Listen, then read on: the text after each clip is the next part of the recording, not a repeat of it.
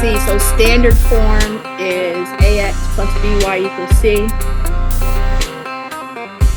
And standard form is really only good for one use, which we're going to find out today. So every time it's in standard form, equations of lines, when it says y and x, equations of lines have many different forms, and each form is useful.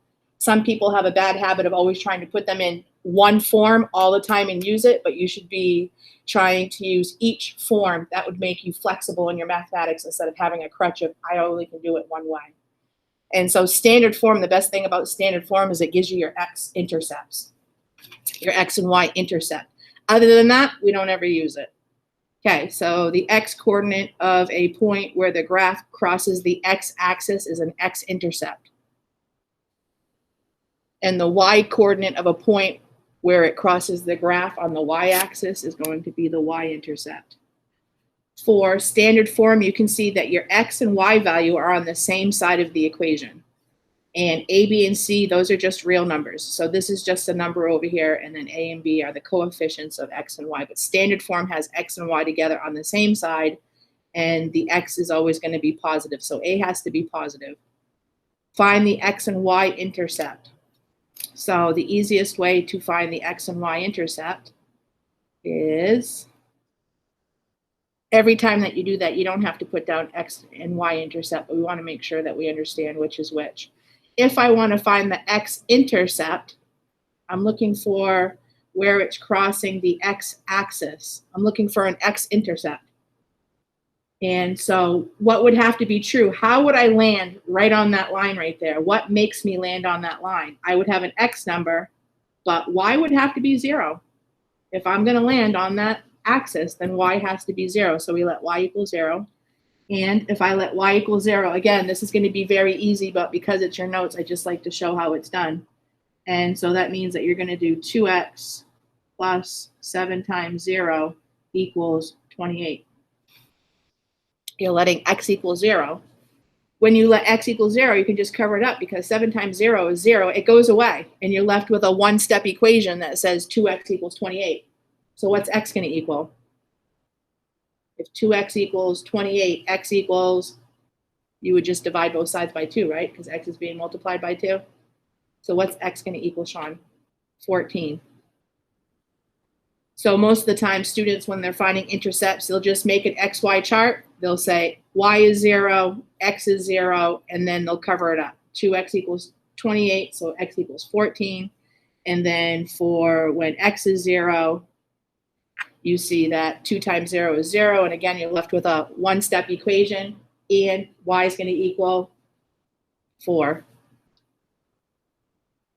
So the y-intercept, I should have said this part, if I'm going to land on the y-axis, that would mean that x, whoops, what am I doing?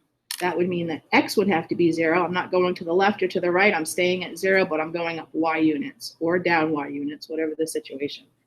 Graph the equation. So it's not like 3.2 where you put it in a certain form and then graphed it.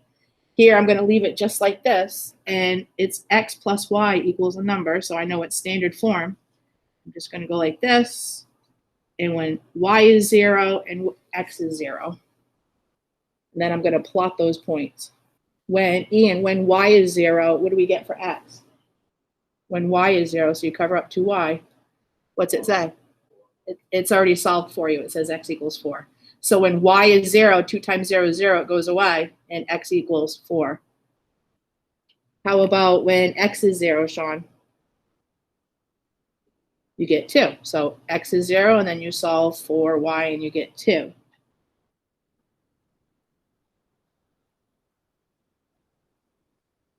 So when I plot them, again, students aren't going to do this part right here, but it's your notes. These are ordered pairs, 4, 0. 0, 2. I've created some ordered pairs, so 4, 0 would be here. 0 for x, 2 for y would be here. And then you draw your line. Use the graph, example 3. Use the graph to find the intercepts. Well, we see that the y-axis is being intercepted here. The x-axis is being intercepted here. So the x-intercept. Sean, what's the x-intercept? So this is your x-axis. This is your y-axis. Yep, so we're going to write that as a point. It'd be -4, 0 for the x-intercept. Ian, what's the y-intercept? 0 for x, because I'm not moving left or right, but I need to go up 3. Example 4. You are helping to plan an awards banquet for your school, and you need to rent tables to seat 180 people. Tables come in 2 sizes. Small tables seat 4, and large tables seat 6 people. This situation can be modeled by the equation 4x plus 6y equals 180, where x is the number of small tables and y is the number of large tables. Find the intercepts of the graph of the equation. Graph the equation. Give 4 possibilities for the number of each size table you could rent. And so the first thing you do is you find the x and y intercept.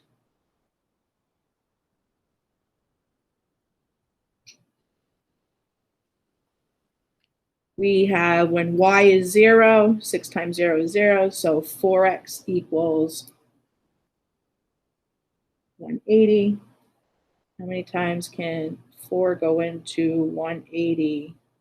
4 goes into 18 4 times. For 16, carry the 2, and 4 goes into 25 times. So 45. And then when x is 0, we get 6y equals 180, so that would be 30. And you're going to plot your points. 45, 0 when x is 45, y is 0. And when x is 0, y is 30. Now it says to give 4 possibilities for the number of each size table you could rent. According to your graph, what do you think, Ian? On your graph, the graph shows some possibilities here. Well, I could have, this is a point right here. So 0, 30.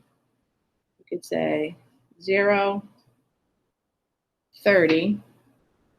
That would be, it says x is the small tables and y is the large tables. So you could have no small tables and have 30 large tables. That would work. Yep. Oh, but it's going to be positive, right? Because it's up top. So 15, this was one right here. So you could have 15 small tables and 20 large tables. Yep, that's right. 30 and 10. That's in the corner of the box. Those are exact numbers. So we could have 30 small and 10 large. And then the last one is going to be the intercept that we already created, which would be 45 small and 0 large tables. And I'm going to skip the last example today because I have other things that I want us to do.